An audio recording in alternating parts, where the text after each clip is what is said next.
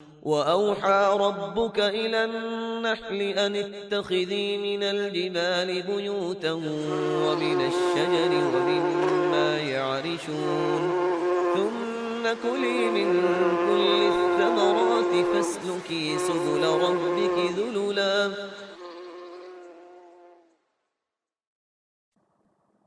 نحمده ونصلي على رسوله الكريم اما بعد فاعوذ بالله من الشيطان الرجيم بسم الله الرحمن الرحيم رب اشرح لي صدري ويسر لي امري واحلل عقدة من لساني يفقهوا قولي وعلى الله قصد السبيل ومنها جائر، اور اللہ پر سیدھی راہ کا بتا دینا ہے اور بعض ٹیڑھی راہیں بھی ہیں۔ یہ ہے قرآن کا حکمت کا انداز کہ جہاں گھوڑوں اور خچروں کی بات کی گئی، سواری کی بات کی گئی، وہاں ساتھ ہی راستے کی بات بھی کی گئی، کیونکہ سواری کی بات میں راستہ بھی ساتھ ہی سمجھ میں آتا ہے، اور اس موقع سے فائدہ اٹھاتے ہوئے راستے کی بات اور ہدایت کی بات بھی کر دی گئی۔ اچھا، ہم جب کسی کو کوئی دین کی بات بتانے لگتے ہیں تو ابرپٹلی ڈائریکٹ ہو کے بتاتے ہیں۔ قرآن کا انداز آپ دیکھیں، پہلے مختلف طرح کی مثالیں دی گئیں، پھر اس کے بعد سواری کی بات، سواری سے سواری والے جانوروں کی بات، اور پھر اس سے راستوں کی بات، کیونکہ سواری کے ساتھ ہی راستے کا تصور انسان کے ذہن میں آ جاتا ہے۔ وَعَلَى اللَّهِ قَصْدُ السَّبِيلِ وَمِنْهَا جَائِرٌ، وہ رب جس نے تمہاری جسمانی ضروریات کو طرح طرح کی نعمتوں سے پورا کیا، کیا وہ تمہاری ہدایت کا سامان نہ کرے گا؟ اس نے تمہیں اپنی طرف آنے کا راستہ بھی سجھایا۔ جیسے دنیا میں ایک جگہ سے دوسری جگہ سفر کرنے کے لیے ایک خاص سڑک ہوتی ہے، اسی طرح ہر منزل تک پہنچنے کے لیے راستہ مختلف ہوتا ہے، اور جانے کے لیے سواری بھی مطلوب ہوتی ہے۔ تو اللہ تعالیٰ نے اپنی طرف آنے کا راستہ بھی ہمیں بتایا ہے، اور اس کے اسباب اور ذرائع بھی بتائیں، یعنی ہدایت بھی دی، پیغمبر بھی بھیجے، کتاب بھی بھیجی، جن کے ذریعے ہم اس تک پہنچ سکتے ہیں۔ تو یہاں پر سیدھے راستے کا ذکر قصد السبیل کے الفاظ میں کیا گیا ہے۔ قصد کا کیا معنی ہوتا ہے؟ معتدل، سیدھا اور اعتدال والا راستہ مراد ہے۔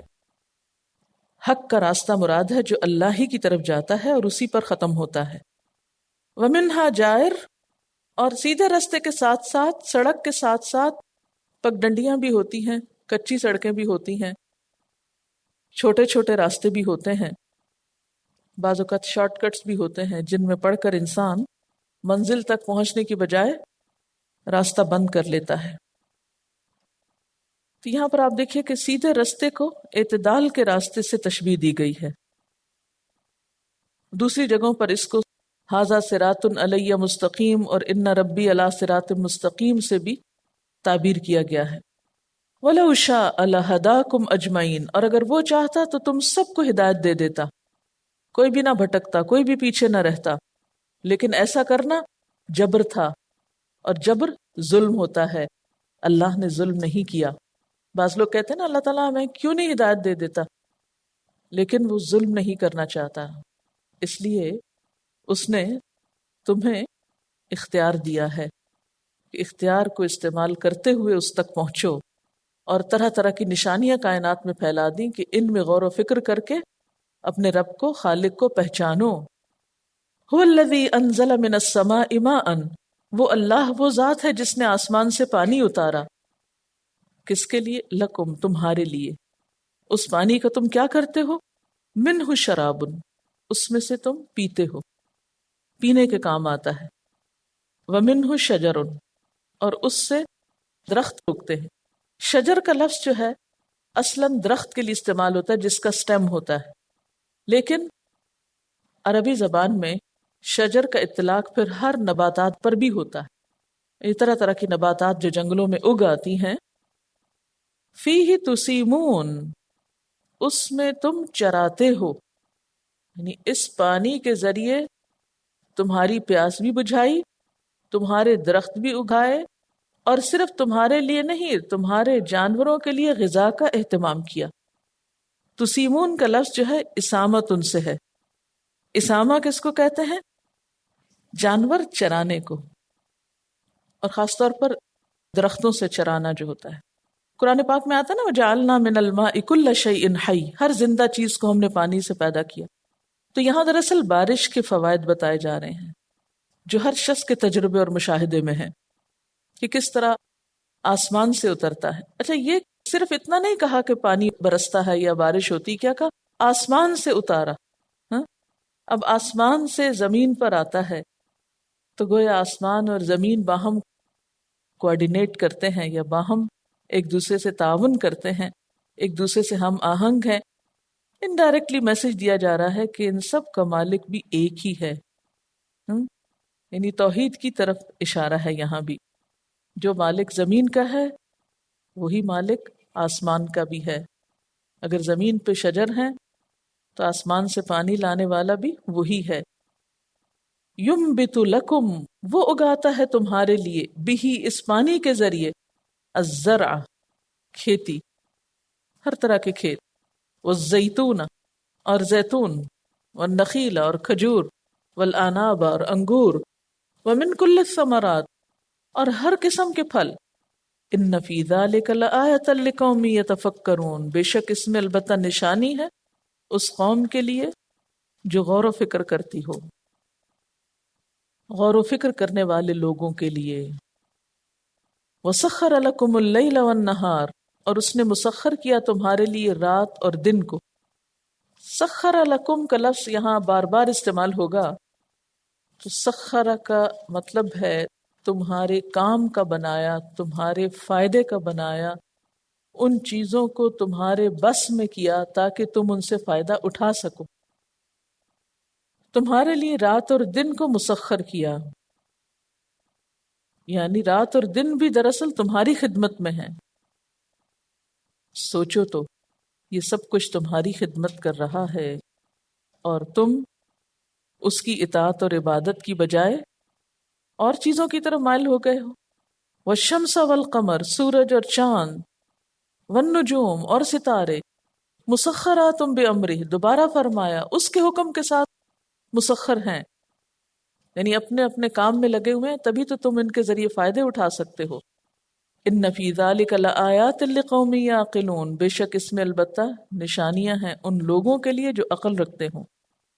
وما ذرأ لکم فی الارض، اور جو اس نے پھیلا دی تمہارے لیے زمین میں، یعنی مختلف چیزیں، مختلفاً الوانو، ان کے رنگ بھی مختلف ہیں. ذرأ پھیلانے کے معنوں میں آتا ہے، مہیا کرنے کے معنوں میں، یعنی زمین میں اللہ نے جو معدنیات، نباتات، جمادات، حیوانات، انسان اور دیگر چیزیں پیدا کی ہیں، ان سب کے رنگ مختلف ہیں. ان فی ذلک لآیۃ لقوم یذکرون، اس میں البتہ نشانی ہے اس قوم کے لیے جو نصیحت پکڑتی. مختلف رنگوں میں کیا نشانی کہ چیزوں کے رنگ مختلف ہونے میں نشانی کیا ہے؟ اور نشانی کا مطلب صرف یہ نہیں کہ آنکھوں کو لبھانے کا سامان، یہ نہیں مراد اس سے. یہ تو انڈرسٹوڈ ہے کہ اگر ایک ہی رنگ ہوتا تو ان چیزوں کی خوبصورتی ختم ہو جاتی، لیکن ان چیزوں کو مختلف رنگوں میں، اور پھر یہ جو کلر سکیم ہے اور یہ جو ان رنگوں کی سلیکشن ہے کہ آسمان نیلے رنگ کا اور زمین کا رنگ مٹی کا کچھ اور ہو اور اس کے اوپر سبزے کا کچھ اور ہو، اور مختلف پھولوں کا مختلف رنگ، اور پھر پتوں کا رنگ اور ٹہنیوں کا اور اسی طرح جو فروٹس ہیں ان میں بھی مختلف رنگ، کھٹے فروٹس کا رنگ کچھ اور، میٹھوں کا کچھ اور پھر سبزیوں کے رنگ آپ دیکھیں ان کے ذائقے سے کس قدر ان میں مماثلت ہے. عام روزمرہ زندگی کے لیے کیا سبق ملتا ہے ان مختلف رنگوں سے؟ رنگوں سے کیا سبق ملتا ہے؟ یہاں رنگوں سے سبق حاصل کرنے کی بات ہو رہی ہے، کیونکہ چیزوں کی تخلیق کے اندر تو سبق ہے ہی، نشانی ہے ہی، لیکن خصوصاً رنگوں کا ذکر کیوں کیا گیا؟ رنگ جو ہیں وہ چیزوں کی شناخت کے لیے ہوتے ہیں. ساری چیزیں ایک رنگ کی ہوں تو ان میں فرق کرنا بھی مشکل ہوتا ہے. مثلا اسکول میں بچے ایک رنگ کے یونیفارم پہنتے ہیں، جب سب بچے اکٹھے ہوں تو صرف یونیفارم کو دیکھ کر اپنے بچے کی پہچان کرنا مشکل ہوتا ہے. اگر ساری کائنات رنگوں کے بغیر ہوتی، بلیک اینڈ وائٹ ہوتی، تو اس میں ہمارے لیے کوئی اٹریکشن نہ ہوتی، ہم بہت جلد بور ہو جاتے. اس سے یہ بھی پتہ چلتا ہے کہ اللہ تعالیٰ کے پاس چیزوں کی کتنی ورائٹی ہے. پھل نہ صرف ذائقے میں ایک دوسرے سے مختلف ہوتے ہیں بلکہ رنگ میں بھی مختلف ہوتے ہیں اور آنکھوں کو بھلے لگتے ہیں۔ رنگ بظاہر ایک دوسرے سے متضاد ہوتے ہیں، لیکن اس کے باوجود جب اکٹھے ہوتے ہیں تو سفید روشنی یا نور بنتا ہے۔ سفید روشنی اصل میں 7 رنگوں کا مرکب ہے۔ ایک بھی رنگ مسنگ ہو یا اپنی خاص مقدار سے کم یا زیادہ ہو تو روشنی کلیئر نہیں ہوتی۔ رینبو میں جب رنگ اکٹھے ہوتے ہیں تو نظروں کو اچھے لگتے ہیں اور دل میں خوشی اور امید کا احساس ابھرتا ہے۔ یہ دنیا جس کی حقیقت اللہ کی نظر میں ایک مچھر کے پر کے برابر بھی نہیں، اس کو اللہ نے اس قدر اہتمام سے بنایا ہے، تو وہ جنت جو ابدی ہے اس کی خوبصورتی کا تو پھر ہم کیسے اندازہ لگا سکتے ہیں۔ وَهُوَ الَّذِي سَخَّرَ الْبَحْرَ لِتَأْكُلُوا مِنْهُ لَحْمًا طَرِيًّا، وہ اللہ وہ ذات ہے جس نے تمہارے لیے سمندر کو مسخر کیا، تلاطم خیز موجوں کو انسان کے تابع کر دیا۔ کتنا محیب ہوتا ہے نا یہ سمندر، کتنا بڑا ہے، کتنا گہرا ہے، اتنا ہولناک اور اتنا محیب اور اتنا وسیع پھیلا ہوا کہ انسان کی نگاہیں تھک جائیں اس کو دیکھ دیکھ کر۔ اس کو انسان جیسی مخلوق کے لیے مسخر کر دیا کہ وہ اس سے فائدے اٹھائے، ورنہ ایک لہر انسان کو اٹھا لینے کے لیے کافی ہوتی۔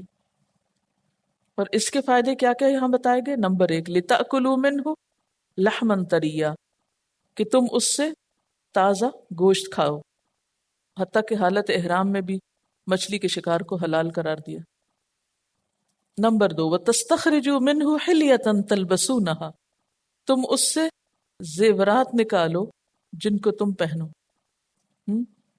موتی، سیپیاں، جواہر۔ حیرت نہیں ہوتی اتنا بڑا سمندر اس میں سے موتی نکالے؟ کس طرح محفوظ رکھا، یعنی پانی کی لہریں آتی ہیں اور جاتی ہیں، بڑی بڑی چیزوں کو اپنے ساتھ اٹھا کے پھینک دیتی ہیں، اور پھر اس میں ہی موتی بنتے ہیں اور پلتے ہیں، اور پھر وہ انسانوں کو نکالنے کی توفیق اور ہمت اور علم بخشا۔ یعنی ایک بالٹی پانی میں بعض اوقات ایک موتی جو ہے وہ آپ کے لیے پکڑنا مشکل ہو جائے، لیکن کس طرح اس نے انتظام کیا کہ اتنے بڑے پانی میں سے آپ ایسی چیزیں اپنے لیے نکال لو، کیسے وہ کناروں پہ لا پھینکتا ہے، اور کس طرح یہ سارا نظام ہے۔ اور تیسرا فائدہ کیا بتایا؟ وَتَرَى الْفُلْكَ مَوَاخِرَ فِيهِ، اور تم دیکھتے ہو کشتیوں کو کہ اس میں پھاڑنے والی ہیں، یعنی اتنا بڑا سمندر اور کشتیاں چلتی ہیں اور اس پانی کو چیرتی چلی جاتی ہیں، اس کی لہروں کے اگینسٹ جاتی ہیں۔ حالانکہ ایک پن ڈالی جائے تو وہ ڈوب جائے، لیکن جب جہاز بنا کے انسان اس میں ڈالتا ہے تو وہ پانی کا سینہ چیر دیتا ہے۔ یعنی سینہ چیرنے میں کیا تاثر ملتا ہے؟ آیت کے مفہوم پہ غور کریں نا۔ صرف اتنا کہہ دینا بھی کافی تھا کہ وَتَرَى الْفُلْكَ فِيهِ، کہ تم اس میں کشتیاں دیکھتے ہو، لیکن کیا کہا؟ مواخر فِيهِ۔ اور جہاز کی خوبصورتی صرف جہاز میں نہیں، جہاز کے پیچھے رہنے والے پانی کا جو وہ تلاطم ہوتا ہے نا جب جہاز گزر جاتا ہے، اس میں بہت زبردست ہوتی ہے۔ باقاعدہ ایسے لگتا ہے نا جیسے پانی کو کاٹ کے رستہ بنا کے جا رہا ہے۔ وَلِتَبْتَغُوا مِن فَضْلِهِ، اور تاکہ تم اس میں اللہ کا فضل تلاش کر سکو۔ اشارہ ہے تجارتی سامان کی طرف جو یہ کشتیاں اٹھائے ہوئے ہوتی ہیں۔ وَلَعَلَّكُمْ تَشْكُرُونَ، تاکہ تم شکر ادا کرو۔ یعنی یہ سب کچھ بنایا تمہارے لیے، اور تم سے کس چیز کا مطالبہ ہے؟ شکر کا۔ وَأَلْقَى فِي الْأَرْضِ رَوَاسِيَ، اور اس نے زمین میں پہاڑ ڈالے۔ رواسیہ جو ہے راسیت ان کی جمع ہے، مضبوط پہاڑ یا بھاری پہاڑ کے لیے استعمال ہوتا ہے۔ ان تمید بکم، کہ تمہیں لے کے ڈگمگا نہ جائے۔ وانہارن، اور نہریں، وسبلن، اور راستے، لعلکم تہتدون، تاکہ تم ہدایت پاؤ، منزل تک پہنچ جاؤ۔ تمیدہ کا لفظ جو ہے نا یہ میم یہ دال سے ہے، مید سے۔ اس کا معنی ہوتا ہے ڈگمگانا، مضطرب قسم کی حرکت کرنا۔ تو اس آیت میں پہاڑوں کا فائدہ بتایا جا رہا ہے کہ یہ بھی اللہ کا احسان عظیم ہے، کیونکہ اگر زمین ہلتی رہتی تو کوئی کام نہ ہو سکتا۔ واقعی کوئی زلزلہ یاد کر لیں کہ تھوڑی دیر کے لیے بھی زمین ہلے تو سارے کام رک جاتے ہیں، انسان کی ساری روٹین متاثر ہو جاتی۔ لمحوں اور سیکنڈز میں ہر چیز تہ و بالا ہو کر رہ جاتی، مضبوط عمارتیں اور بستے شہر کھنڈر بن جاتے ہیں۔ تو اس لیے یہ نعمت بطور خاص قابل ذکر ہے کہ زمین میں اس نے بھاری پہاڑ رکھ دیے کہ تمہیں لے کے ہل نہ جائے۔ اصل میں القا کا مطلب تو یوں ڈال دیے، جیسے کشتی ڈول رہی ہوتی ہے نا تو اس میں پتھر رکھ دیے جائیں تو وہ ٹھہر جاتی، تو بالکل زمین بھی ایک کشتی کی طرح، یہ بھی تو تیر رہی ہے نا فضا میں، کشتی کی طرح ہے جس کے اندر ہر وقت ایک اضطراب ہے، زمین کے اندر مسلسل ایک حرکت ہے اور وہ چل بھی تو رہی ہے نا، گھوم رہی ہے سورج کے ارد گرد۔ جغرافیہ کا مطالعہ یہ بتاتا ہے کہ ابتدا میں زمین کے اندر گہرائیاں بنی جہاں پر پانی آیا تو زمین کے بیلنس کو قائم رکھنے کے لیے اللہ تعالیٰ نے اس میں پہاڑ ڈالے تاکہ اس کا بیلنس جو ہے وہ یا اس کا اعتدال برقرار رہے۔ تو ایک طرف سمندر کی گہرائی جو 4000 میٹر تک اندازہ کی گئی اور دوسری طرف پہاڑوں کی چوٹیاں جو ہزاروں میٹر تک جن کی پیمائش ناپی گئی۔ تو یہ ایک طرف کی گہرائی اور دوسری طرف کی اونچائی دراصل زمین کو بیلنس کرتی ہے۔ اور پھر وہ انہارن نہریں بنائیں۔ نہروں کا سلسلہ بھی کتنا عجیب ہے نا، کہ اگر آپ اوپر سے دیکھیں تو وہ چاروں طرف پھیلی ہوئی ہیں، مشرق مغرب شمال جنوب، بڑے بڑے دریاؤں سے نکل کر۔ ایک دفعہ مجھے کھیوڑا جانے کا اتفاق ہوا تو پہاڑ کے اوپر سے میں نے نیچے دریائے جہلم دیکھا اور دریائے جہلم سے نکلتی ہوئی نہریں، وہ اوپر سے عجیب سین تھا۔ اتنی حیرت ہوتی ہے نا کہ کس نے اس میں یہ ساری صلاحیت رکھی، اور پھر خود دریا کا اپنا راستہ جو ہے، آپ نے پڑھا ہی ہوگا پاکستان کے نقشے میں اور پاکستان کی جغرافیے میں کہ کس طرح مختلف ریورز جو ہیں کہاں کہاں سے بہتے ہیں اور پھر ان ریورز کے اندر سے نہریں نکلتی ہیں۔ تو یہ پانی کے راستے اور پھر وسبلن انسانوں کے لیے خشکی پہ ساتھ ساتھ کے راستے، لعلکم تہتدون تاکہ تم ہدایت پاؤ، یعنی جس طرح تمہیں ایک سڑک اپنی منزل تک پہنچاتی ہے اسی طرح اللہ تعالیٰ کے ان کمالات قدرت پر غور کرو تاکہ تم اس تک بھی پہنچ سکو۔ یعنی ان چیزوں کو فار گرانٹیڈ نہ لو، یہ چیزیں تمہیں جہاں اس زمین پر اپنی منزل تک پہنچانے والی ہیں وہاں دوسری طرف اپنے رب تک بھی پہنچانے والی ہیں۔ وہ علامات اور علامتیں بھی ہیں۔ کون سی علامتیں؟ یعنی زمین میں کچھ اور علامات بھی اس نے رکھ دی ہیں، یعنی سبلن کے علاوہ۔ کیا علامتیں ہوتی ہیں؟ پہاڑ، درخت، مکان۔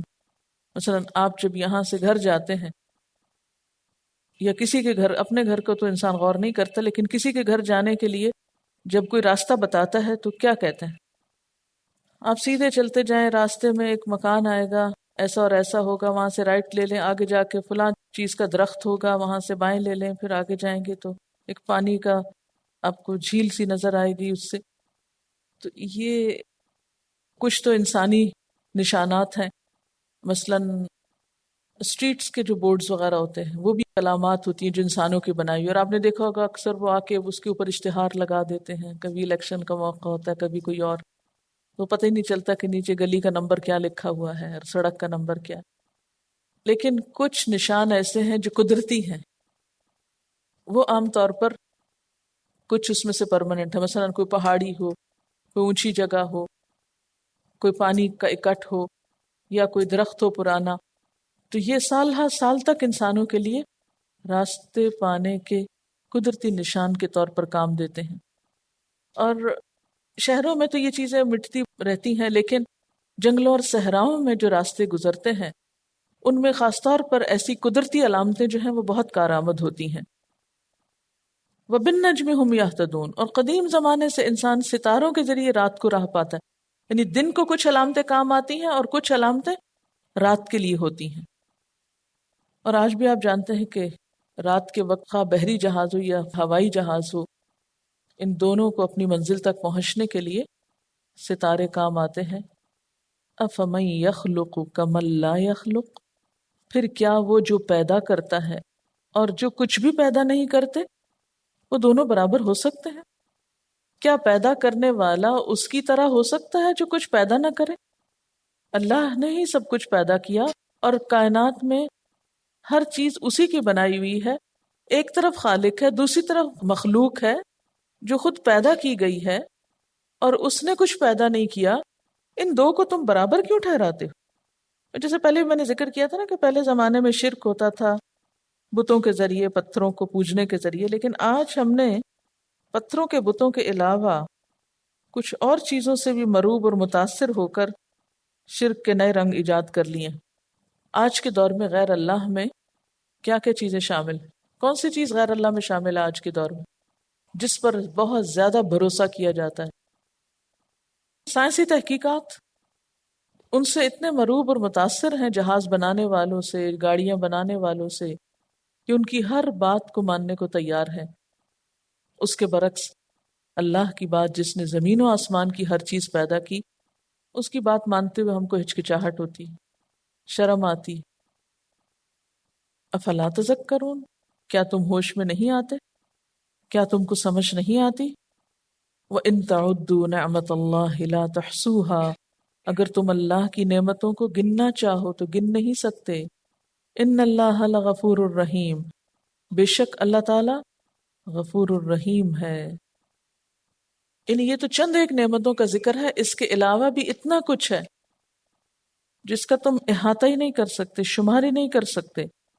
آج کے دور میں بھی ہم سمجھتے ہیں کہ شاید سائنس نے اتنی ترقی کر لی ہے کہ ہر چیز کا علم ہو گیا. نہیں، ولا یحیطون بشیء من علم الا بما شاء.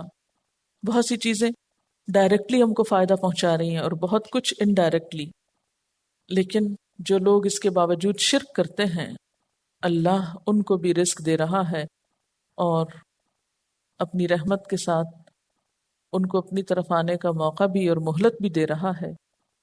وہ پچھلے سارے گناہوں کو، خواہ شرک جیسے ہی کیوں نہ ہو، معاف کر سکتا ہے، بشرطے کہ انسان رجوع کر لے، پلٹ آئے.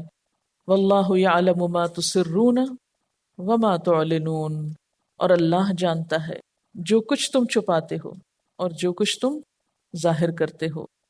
والذین یدعون من دون اللہ، اور وہ لوگ اللہ کے سوا جن کو پکارتے ہیں، لا یخلقون شیئا، وہ تو کچھ بھی پیدا نہیں کرتے، وہم یخلقون، اور وہ خود پیدا کیے جاتے ہیں. اب یہاں کس کی طرف اشارہ ہے؟ ان سب معبودوں کی طرف جن سے لوگ مروب ہو کر ان کے آگے جھکتے تھے. اور ہر دور کے معبود مختلف رہے ہیں. کبھی کسی نے آگ کو معبود بنا لیا، کسی نے پانی کو، کسی نے پہاڑ اور پتھر کو، کسی نے ہاتھ سے گھڑے ہوئے یا لکڑی سے بنے ہوئے یا پتھر سے بنے ہوئے بتوں کو. فرمایا ان سے تم دعائیں مانگتے ہو، ان کے آگے اپنی حاجتیں رکھتے ہو، یہ تو خود بنائے گئے ہیں، ان کو تو کسی انسان نے گھڑا ہے. اور چونکہ یہاں اگلی آیت میں اموات غیر احیاء ان کی بات ہوئی ہے، تو اس سے مراد صرف پتھر کے بت نہیں، کیونکہ پتھر کے بت تو کچھ نہیں کر سکتے، وہ تو پتہ ہی ہے. لیکن بعض اوقات لوگ انسانوں کو بھی معبود کا درجہ دے دیتے ہیں، ان کے مرنے کے بعد ان کی قبروں پر جا کر ان سے دعائیں مانگتے ہیں، حاجتیں ان کے سامنے رکھتے ہیں. تو اس کے بارے میں اللہ تعالیٰ فرماتے ہیں امواتن، یہ نیک بزرگ جو ہیں یہ فوت ہو چکے ہیں، غیر احیاء، زندہ نہیں ہیں، وما یشعرون، اور ان بچاروں کو تو خود بھی پتا نہیں، اور وہ نہیں سمجھتے، وہ خود بھی نہیں جانتے. کیا نہیں جانتے؟ ایان یبعثون، کہ کب وہ اٹھائے جائیں گے، یعنی مرنے کے بعد دوبارہ ان کو زندگی کب ملے گی. تو جو مر جاتا ہو اور جو دفن ہو جاتا ہو اور جو قبر میں چلا جاتا ہو، جس کو اپنے دوبارہ اٹھنے پر قدرت نہ ہو، وہ کسی اور کو اولاد کہاں سے دے سکتا ہے، کسی اور کے لیے رزق کا سامان کہاں سے کر سکتا ہے. اور ہر دور میں ہوتا رہا ہے کہ لوگ نیک لوگوں کو، انبیاء، اولیاء، شہداء، صالحین وغیرہ کو، جن کے اندر اللہ کی طرف عام انسانوں کی نسبت رجوع زیادہ تھا، جنہیں اللہ کا قرب نصیب ہوا، ان کے سہارے اور ان کے بھروسے اپنی مشکلات کا حل تلاش کرتے ہیں، اپنی حاجتیں ان کے سامنے رکھتے ہیں. فرمایا وہ تو فوت ہو چکے ہیں، زندہ ہی نہیں، انہیں خود پتہ نہیں انہوں نے کب اٹھنا ہے، تو تمہاری فریادوں کو کہاں سے سنیں گے اور کیا جانیں گے. بخاری میں ابن عباس کی روایت ہے کہ ود، سواع، یغوث، یعوق، نصر، قوم نوح کے یہ بت تھے. یہ سب صالحین کے نام ہیں جنہیں بعد کے لوگ بت بنا بیٹھے، یعنی یہ بھی اصل میں نیک لوگ تھے. آہستہ آہستہ جب وہ فوت ہو گئے تو شیطان نے ان کو کیا تصور دلایا؟ کہ یہ لوگ تھے جنہیں دیکھ کے خدا یاد آتا تھا، اب ان کی تصویریں بنا کے رکھ لو تاکہ انہیں دیکھو تو خدا یاد آئے، تاکہ تم خدا کو نہ بھولو۔ یہ شیطان نے ان کے ذہن میں الٹی بات ڈالی۔ پھر کیا ہوا، ایک جنریشن نے تو ان کو دیکھ کے خدا کو یاد کیا، اگلی جنریشن یہ کانسیپٹ بھول گئی اور انہوں نے خدا کو بھلا دیا اور صرف انہی پہ تکیہ کر لیا اور انہی کو خدا سمجھ بیٹھے۔ یعنی کل تک ایک کانسیپٹ تھا کہ یہ خدا تک پہنچانے والے ہیں، آج اس میں آگے تبدیلی ہوئی، ترقی ہوئی، تو انہی کو خدا کی صفات دے دی گئیں اور ان کے آگے حاجتیں رکھی جانے لگیں۔ حضرت عائشہ رضی اللہ تعالیٰ عنہ کی روایت ہے کہ اساف اور نائلہ دونوں انسان تھے۔ اسی طرح لات، منات اور عزا کے بارے میں بھی روایات آتی ہیں۔ مشرکین کا یہ عقیدہ بھی روایات میں آتا ہے کہ لات اور عزا اللہ کے ایسے پیارے تھے کہ اللہ تعالیٰ سردیاں لات کے ہاں اور گرمیاں عزا کے ہاں بسر کرتے تھے۔ سبحانہ و تعالی عما یصفون، یہ سب ان کے من گھڑت خیالات تھے اور ان کی کوئی بھی حقیقت نہ تھی۔ الہکم الہ واحد، تمہارا الہ بس ایک الہ ہے۔ فالذین لا یؤمنون بالآخرۃ، تو وہ لوگ جو آخرت کو مانتے نہیں، قلوبہم منکرۃ، ان کے دل منکر ہیں، ان کے دل انکاری ہیں، وہم مستکبرون، اور وہ تکبر کرنے والے ہیں۔ مکی صورتوں میں اللہ تعالیٰ کی وحدانیت پر بہت سے دلائل ملتے ہیں۔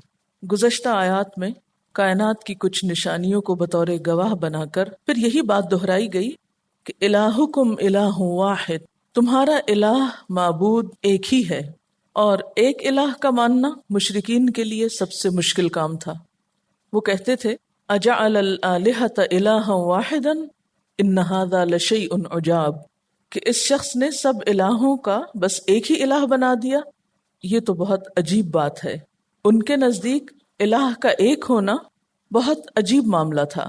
سورۃ الزمر میں بھی اللہ تعالیٰ فرماتے ہیں وَإِذَا ذُكِرَ اللَّهُ وَحْدَهُ، اور جب ایک اللہ کا ذکر کیا جاتا ہے، اشمئزت قلوب الذین لا یؤمنون بالآخرۃ، تو ناراض ہونے لگتے ہیں ان لوگوں کے دل جو آخرت پر ایمان نہیں رکھتے۔ وَإِذَا ذُكِرَ الَّذِينَ مِن دُونِهِ إِذَا هُمْ يَسْتَبْشِرُونَ، اور جب اس کے علاوہ اوروں کا ذکر کیا جاتا ہے تو یہ خوشیاں مناتے ہیں، خوش ہوتے ہیں۔ اللہ تعالیٰ نے اس کی وجہ بتائی کہ کن لوگوں کو ایک الہ کے ماننے سے انکار ہے۔